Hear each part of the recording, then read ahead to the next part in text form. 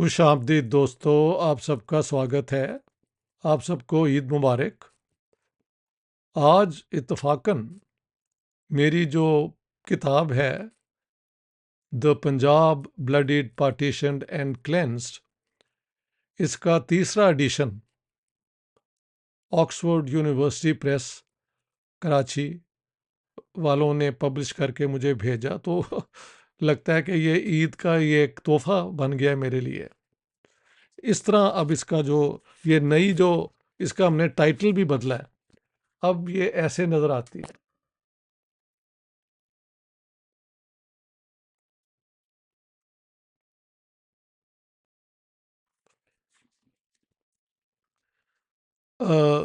इस किताब के अंदर एक लॉन्ग प्रेफेस मैंने लिखा, जिसके अंदर जो है, एक तो आप पहले भी ये स्टोरी इंक्लूडेड है, दोबारा हमने की है।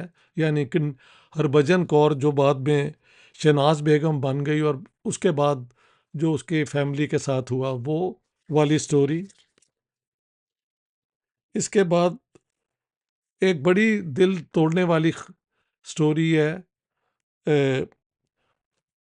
बत्रा फैमिली की, जो लाहौर से आए थे और फिर क्या उनके साथ हुआ ईस्ट पंजाब के अंदर।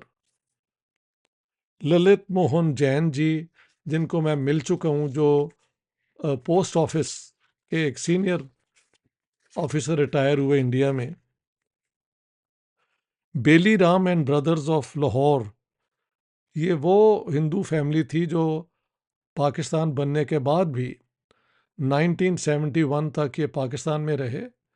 अनारकली बाज़ार में इनकी मेडिकल स्टोर था, और इनकी सप्लाईज सारे पाकिस्तान में हुआ करती थी। और बाकी लोगों को तो भागना पड़ा, लेकिन इस फैमिली को लोगों ने नहीं जाने दिया, और पाकिस्तान हुकूमत ने भी उनको प्रोटेक्ट किया। लेकिन 71 में जब पाकिस्तान टूट गया, तो इनको लगा कि अब यहाँ से चला जाना है।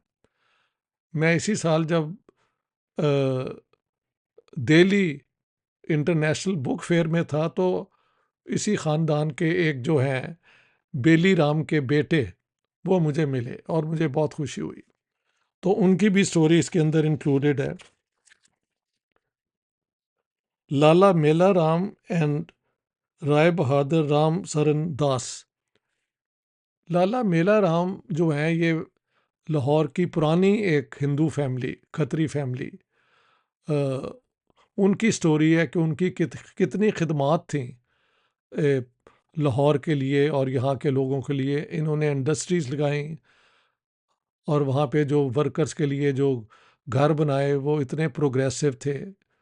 वो सारा कुछ है। सर गंगा राम जी की तो स्टोरी पहली किताब के मेन टेक्स्ट में है, तो अब इन लोगों का भी जिक्र आ चुका है। इसके अलावा 4 पोएम्स जो हैं वो मैंने ऐड किए हैं। एक तो मशहूर पोएम है ना, अज आखा वारिस शाह नू, जो अमृता प्रीतम की है, वो हमने कोट की है कि उसके बगैर पंजाब की पार्टीशन पे बात नहीं हो सकती। इसके बाद गुलजार संपूरम सिंह कालरा, जो उनका अपना नाम है, हिंदुस्तान के बहुत बड़े film maker, director, song writers, poet, Urdu ज़ुबान के बहुत माहिर, जो हमारे पीछे दीना से थे। हाँ जी, वो पाकिस्तान आए थे, और उनका जो एहसास थे उस ज़माने में, जब उन्होंने बॉर्डर क्रॉस किया है, Wagah into Lahore, Attari border into Wagah border Lahore, जो उनके उसका जज्बात थे, उस पे उनकी मशहूर पोएम है ज़ीरो लाइन, वो हमने इसमें ऐड की है। इसके साथ साथ फैज़ साहब की जो एक पोएम है, जो हर जगह अपना कोट की जाती है, ये दाग दाग उजाला, द स्टेन्ड डॉन, उस वो भी हमने कोट की है। ये सारे जो हैं वो इंग्लिश तर्जुमों में हमने कोट किए हैं, क्योंकि ये किताब इंग्लिश एडिशन में है। तो फैज़ साहब का जो वो लेमेंट है, जो दुख है, उसके अंदर जो जज्बात हैं, वो हमने बात की। और मैंने फिर कहा है कि सबसे बड़ी पोएम जो पार्टीशन के ट्रेजेडी को डील करती है और वार्न करती है कि इसके बाद क्या-क्या आने वाले वक्त में ये ज़हर जो इस पार्टीशन की वजह से पैदा हुआ है, वो सोसाइटी में फैल जाएगा। हाँ जी, लोगों में फैल जाएगा, पाकिस्तान इंडिया के रिलेशंस में पहुंच जाएगा। उनकी पोएम है मुफ़ाहमत। मुफ़ाहमत का मतलब है द कॉम्प्रोमाइज़। अ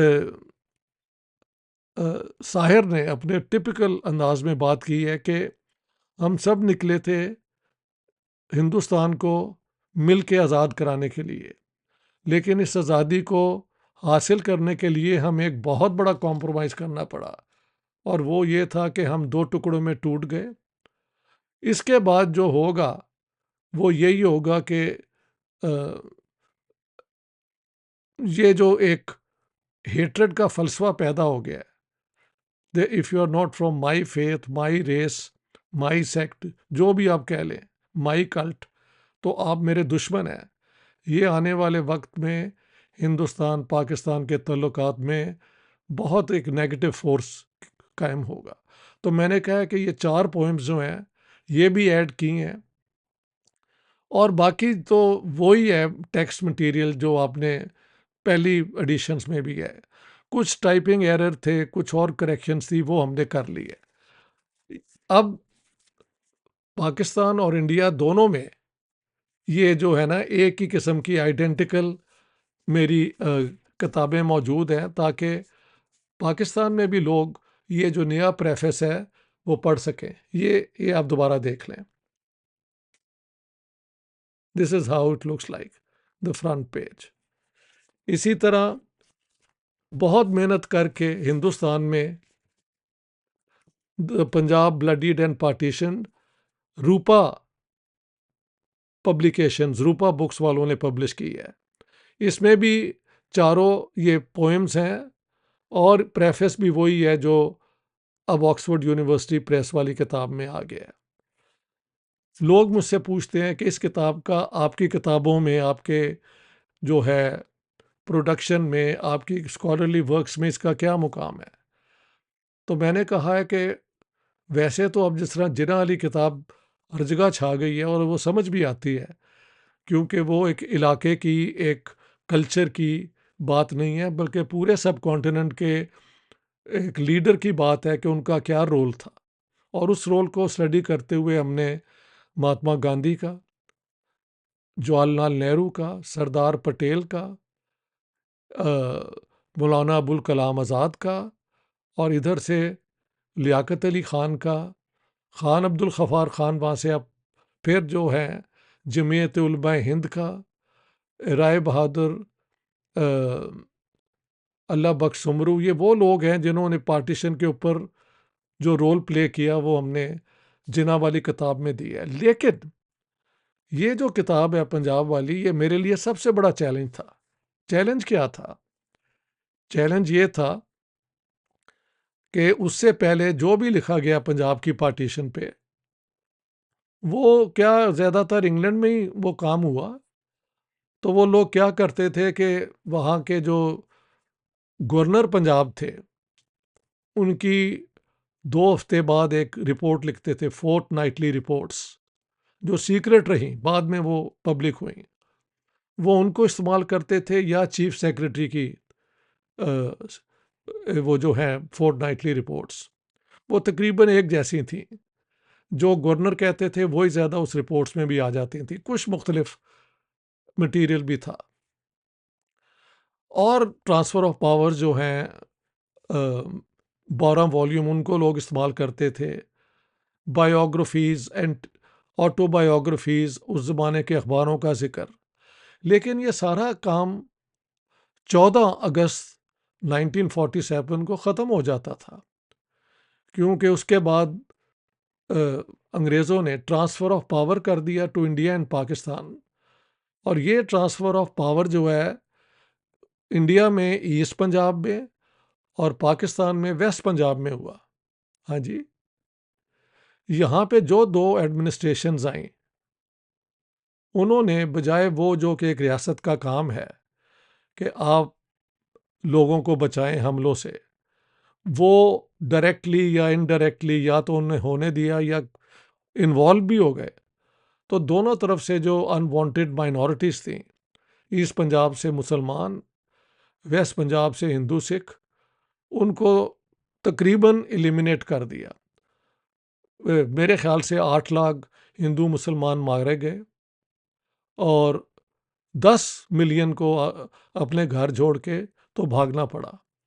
सबसे बड़ा पार्टीशन की ट्रेजेडी पंजाब की पार्टीशन है। मेरे काम करने से पहले एक पायलट स्टडी इंडियन फेमिनिस्ट जो हैं उर्वशी बटालिया और रितु मेनन और कमला बसीन ने भी की थी, जिससे मैंने एक I got a cue how to go forward, कि जहाँ पे ऑफिशियल डॉक्यूमेंट्स ट्रेडिशनल सोर्सेज ख़त्म हो जाते हैं तो वहाँ पे पंजाब की पार्टीशन के क्या हुई थी आपको लोगों से जाके बात करनी पड़ेगी। और मुझे इस किताब को लिखने के लिए 3 साल की एक बड़ी जेनरस वो मिली थी grant from the Swedish research council, और उसमें मैंने बहुत दोनों तरफ जाके, उस ज़माने में इंडियन पंजाब पाकिस्तानी पंजाब में जाना मेरे लिए मुश्किल नहीं था एज अ स्वीडिश सिटीज़न। बाद में तो टेररिज्म ये वो, तो अब तो बहुत मुश्किल हो गया है।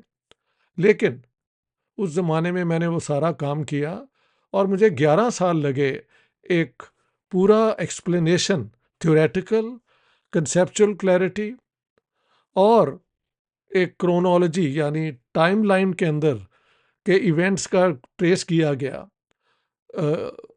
एक ही गांव, एक ही शहर, एक ही मोहल्ले के रहने वाले हिंदू मुसलमान सिख जो एक दूसरे से अलग हो गए थे 55 साल, 60 साल, 65 साल तक, उनको ढूंढा। दोनों तरफ से एक ही इशू, एक ही इवेंट को हमने ओपिनियन यानी क्या उनको याद है वो लिया, ताकि जितना भी हो सके हम। लेकिन ज़्यादातर तो अ, अ, एक सिंगल पर्सन की जो एविडेंस है उसको मैंने एक्सेप्ट किया। और वो जो रिकॉर्डिंग्स थी उस ज़माने में, ऑडियो वीडियो होते, ऑडियो रिकॉर्डिंग्स होती थी, छोटे छोटे कैसेट, वो 90% जो बच गए थे वो मैंने Lahore University of Management Sciences LUMS को दे दिया। और अब जो लोग सुनना चाहें उन वीडियोस को वो सुन भी सकते हैं। आप लम्स के वेबसाइट पे जाएं और वहाँ पे पार्टीशन आर्काइव्स में मेरा नाम लिखें and you can listen to almost 90-95%। कुछ इसमें से टेप्स टूट गई थी, कुछ ज़ाया हो गई, मगर मेजर जो जिनकी एविडेंस है वो किताब के अंदर है। तो दोस्तों, आज की ये खुशी की खबर थी कि ये किताब आ गई है और इत्तेफाक से ईद के दिन आई है। तो मैंने कहा ये वीडियो बना के आप सब दोस्तों को ये पैगाम दे दूँ। And I want to thank all of you for being such great friends, for having stood by me all these years. आप लोगों की दोस्ती ना होती तो उसके बाद जो किताबें आई हैं, Pakistan the garrison state, Jinnah, his successes, failures, role and history, ये ना लिखी जाती। लेकिन जहाँ तक एक चैलेंज था एक किताब लिखने का, तो वो पार्टीशन ऑफ पंजाब वाली किताब ही है जिसका मैंने जिक्र किया है, जहाँ पे मुझे थ्योरेटिकल आर्गूमेंट बनानी पड़ी, मुझे कॉन्सेप्ट बना के क्लैरिफाई करना पड़ा, और मुझे एक मेथडोलॉजी जो डॉक्यूमेंट्स के अलावा, अखबारों की ख़बरों के अलावा और किताबों के अलावा ऑरल हिस्ट्रीज़ या फर्स्ट पर्सन अकाउंट्स जो मैंने रिकॉर्ड किए वो भी साथ साथ हैं, और उसके बिना पर यह किताब लिखी गई। So now it's all in the public. मेरे ख्याल से इसकी कोई और नई एडिशन की अब ज़रूरत नहीं है। मेहल this is the complete work, इसके रीप्रिंट ज़रूर हुआ करेंगे। So I am so glad to share this with you. बहुत बहुत शुक्रिया आप सबका। Thank you very much.